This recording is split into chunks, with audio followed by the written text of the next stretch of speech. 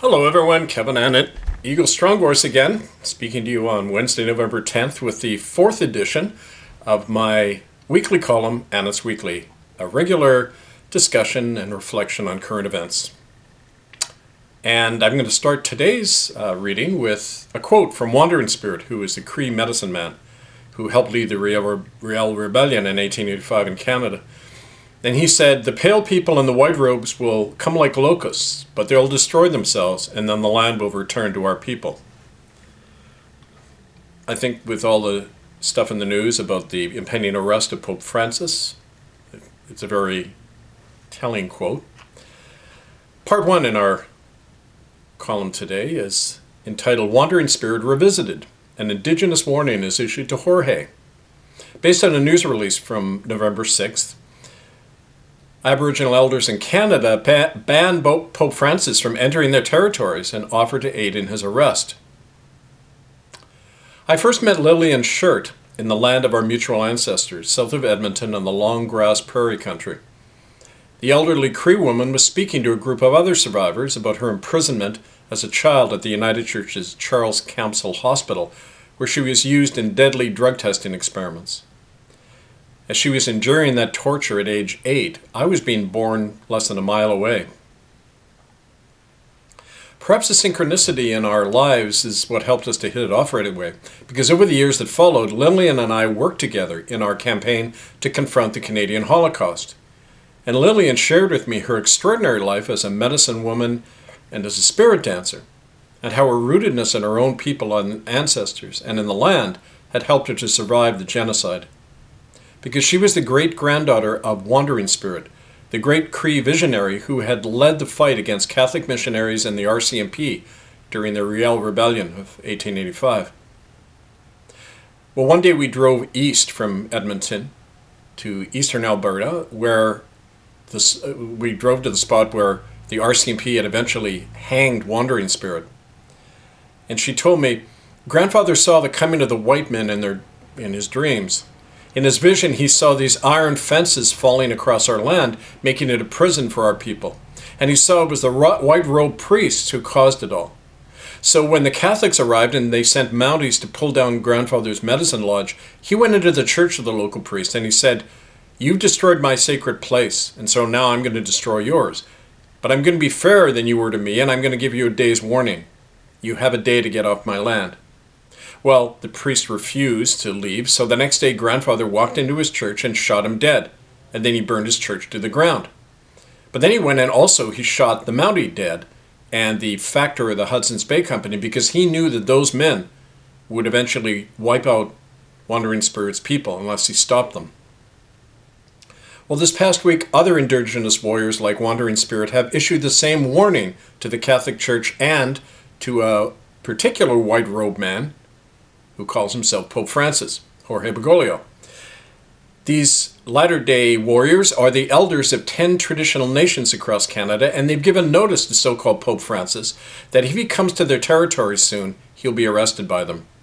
In their words, quote, "If the man calling himself Pope Francis trespasses on our land, he'll be arrested by our warriors and surrendered to the International Common Law Court of Justice. We do not want or need an apology from the polluted lips of Bergoglio and his church that has blood on its hands, our blood on its hands." Well, nowadays, stirring the ire of Indigenous elders is not the best thing for even an unaccountable autocrat like a pope to do. It not only makes him look worse than he already is, but it draws light to the scene of the crime he's desperately trying to bury by his trip to Canada. But the trouble with thinking that you're God is that you render yourself blind to danger, like the priest who snubbed Wandering Spirit and got a bullet in the head for his defiance. Jorge Bergoglio was frankly quite stupid to have announced that he plans to return to the scene of his church's crime at the mass grave of his little victims at the former Catholic Kamloops Indian Residential School, because it was that announcement that helped trigger the native elders banning Bergoglio from their territories and could cause his arrest. Well, whether or not this elemental fact penetrates the obtuse corridors and gray matter of the Vatican, the stage is being set in the land of Wandering Spirit for another bout of priest hunting by unbought and unbossed Indians. Lillian's grandfather seems to be rising from his grave. After all, surely the Vatican should know that crucifixion never can keep a good man down. And so on a personal note, I've written a letter in part 2. It's called Dear Jorge, a letter to a man considered above the law.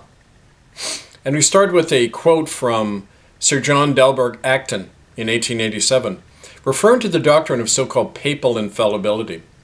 And he says, I cannot accept your canon that we are to judge Pope and King unlike other men, with a favorable presumption that they can do no wrong. If there is any presumption, it is the other way, against the holders of power, increasing as the power increases. Power tends to corrupt, and absolute power corrupts absolutely. Great men are almost always bad men. There is no worse heresy than that the office sanctifies the holder of it. And by the way, Sir Acton happened to be an adherent of the Church of Rome. And here's my letter to Pope Francis.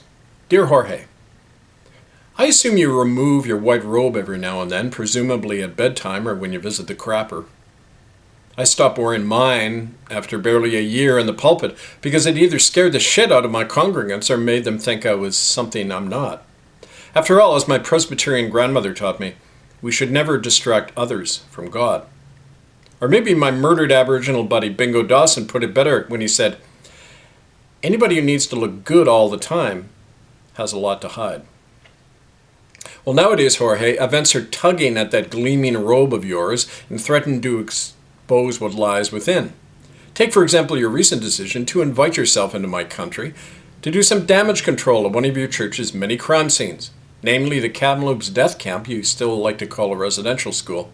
Some bright boy in your office in Rome has even floated the media hook that you'll be offering an apology for all those Aboriginal kids at that place that you and yours put in the ground.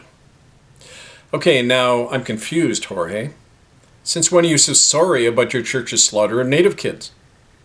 I know you're veering on senility, but have you forgotten how recently you beatified, that's turned into a saint, and praised that infamous killer of brown-skinned children, the California missionary Junipero Serra, who worked to death over 100,000 Indians on Catholic slave plantations? And that was after he and his conquistador buddies had slaughtered any native who wouldn't convert to your religion. Referring to Sarah, who you now call a saint, you even told American reporters, quote, we were inspired by his zeal. Well, the world then wonders how you can sanctify the mass murder of children in California and apologize for it in Canada. Even for a pope, that's pretty crazy thinking. Well, maybe I shouldn't be confused or surprised by such titanic hypocrisy. After all, you mastered the art of making black seem white when you were gaining favor with General Videla and his bloody military junta as their public relations man during their dirty wars in Argentina. No doubt you were inspired by their zeal, too, as they butchered over 30,000 people, including your own priests and nuns, as you blithely had lunch with Videla and trafficked the children of his political prisoners for lots of cash. Of course, Jorge, Vatican crimes didn't begin with you, nor will they end with you, unfortunately. They will persist as long as humanity needs to place old men in robes above the law and make them, in your words, infallible. You actually believe that as the Pope, you're incapable of error or of doing wrong, even when you do it. Or maybe you're just lying, which seems to come naturally to you. But let's assume that, like anyone who climbs to the sordid summit of Rome, you've committed the very human error of believing what others say about you. Because your church blasphemically instructs its followers that the Bishop of Rome sits higher than either God or Christ, that he is in fact Christ on earth, or as your official title calls you, Vicari Christi, which means in Latin, the one who replaces Christ. Wake up, people. Well, normally that kind of insane megalomania ends up in a straitjacket, unless, of course, it commands billions of dollars and followers and calls itself the Church of Rome. And then the insanity becomes institutionalized. And for that reason, Jorge, you had the most dangerous lie and the most dangerous power on our planet Earth. Just look at your church's guilt-free body count over the last 1,500 years. Now, of course, all of us, it's true, like to pretend we're infallible every now and then. It's a desire that ruins marriages, creates unhappy children, and brings war and genocide to millions of people. But to make a career out of pretending that you're God and incapable of error not only breeds unaccountable tyranny, but is crazy making for the one assuming the role, which I guess explains your whole apology thing. Well, the sorry genius who thought up papal infallibility was, like you, somebody in need of a political boost. In 1870, Pope Pius IX had just lost his authority to Garibaldi's nationalist revolution, and he saw his papal states vanish like a choir boy's virginity. Mr. Not-So-Pious responded to his loss of power with the cheeky and fairly childish statement, "Oh yeah? Well, now every pope is always right." A petulant proposition that most of his cardinals disagreed with, making it an illegal statute even by church regulations. But that's what happens when you let an old guy with constipation issues mount the throne.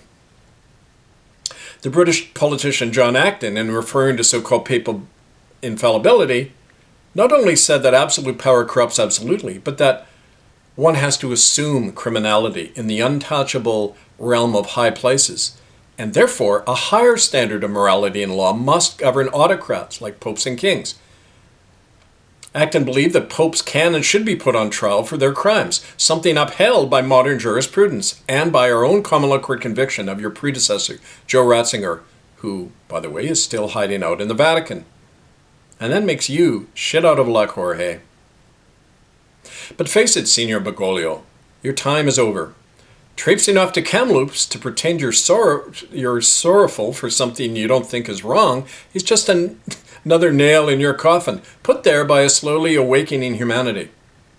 Unless, of course, you're not inspired by child killers anymore. But that'll cost you your job, if you think that. Part 3, the real virus within. Well, speaking of crucifixions, our lives and lingering civil liberties were impaled again yesterday in Canada when Pfizer Pharmaceuticals media spokesman, otherwise known as Prime Minister Justin Trudeau, announced that Canada's version of the apartheid pass laws will be required by everyone in the Great White North no later than January 1st. Soon, everybody will have to dutifully waive their so-called vaccine passports to go anywhere or do anything, at least if the turdo gets his way. But wait, folks, there's more. According to an impending announcement leaked by Government Insider, anyone who defies this latest moi je suis l'état dictate from our domestic Louis XIV wannabe will have to appear before special administrative tribunals that'll have the power to summarily fine you, imprison you, and shove needles in your arm with or without consent. C'est l'absurde, n'est-ce pas? Absolument. But as always, there is a method to such state-level madness, and it's not especially original, especially for a Jesuit-educated office boy like Justin T. It's called the inquisitorial technique, and it always works. And we don't have to go back as far as the Middle Ages to see why and how. Just turn the clock back to the mid-20th century. I'm reading a book that delves into this. It's entitled Timelines. It's the autobiography of the American playwright Arthur Miller, who is best remembered for having done two memorable things during the 1950s. He told Senator Joe McCarthy and his witch hunters to bugger off, and he briefly married Marilyn Monroe. I'll let you judge which was more important. Miller's experience with America's homegrown Inquisition and its anti-communist hysteria is hauntingly familiar to us today. He summed up the nub of the evil with these words. The air was growing hot with belligerence to anyone who voiced even the mildest doubt of the frenzy growing in Washington. One had to speak out against it or forfeit the right to complain in the future. The House Committee on Un-American Activities had become a permanent kind of thought police by then. It was the blacklisting time when the careers of many people were being destroyed, and any effective resistance to this bloodless American fascism was hard to detect. A profound moral confusion and fear gripped everyone, fed by the government's stance that everyone's beliefs were suspect and on trial. Everywhere, teachers were being fired for their ideas, as were scientists, writers, postmen, indeed anyone who didn't submit to the new orthodoxy that betraying one's conscience and one's neighbors was a moral qualification test for true patriotism. But behind this obvious degradation lurked something more heinous, a power that asked us to strip away our own humanity and deny our certainty of right and wrong at the command of faceless officialdom. What would remain of ourselves after this loss of essential freedom was frankly not worth preserving, which made any talk of personal security pointless. Or as Ben Franklin observed, those who would surrender their liberty for security deserve neither security nor liberty. Now, let's resist the Canadian temptation to always demonize the Americans, because the same year that Arthur Miller was referring to, the year 1953, a national opinion poll among us nice Canadians revealed that 83% of us wanted to ban communists from voting or running for public office. 66% of us wanted to actually use the atomic bomb in a first strike attack against the Soviet Union. 2/3 of Canadians wanted a nuclear war. And 58% of us supported Prime Minister Louis Saint Laurent's position that publicly criticizing the government or the RCMP should be punished with 10 years in jail and in some cases the death penalty. Well, nowadays things seem a lot worse, of course. The same madness Miller described so acutely grips our entire world. The virus of totalitarianism in our political bloodstream is morphing humanity into a slave population ruled over by a single omni-corporation. And staging ritualized protests against that monster has not budged 1 inch, because after all, how do we protest against ourselves? It came from us. It reflects who we are. For who among us doesn't pay for and vote for the status quo? Who among us does not ultimately go along to get along and to hang on to your little piece of security? Apparent security. Well, frankly, Justin T. and his big pharma bosses don't have to set up special inquisitorial tribunals to jail or inject us, because at the end of the day, we all cooperate to varying degrees with the facts of death we call civilization. And then we lie to ourselves and others about our complicity. But look, don't believe me. See for yourself. Go take a long and honest look in the mirror, and then go out and do something about it. This is Kevin Annett, Eagle Strong Voice, murderbydecree.com, republicofcanada.ca. There'll be more.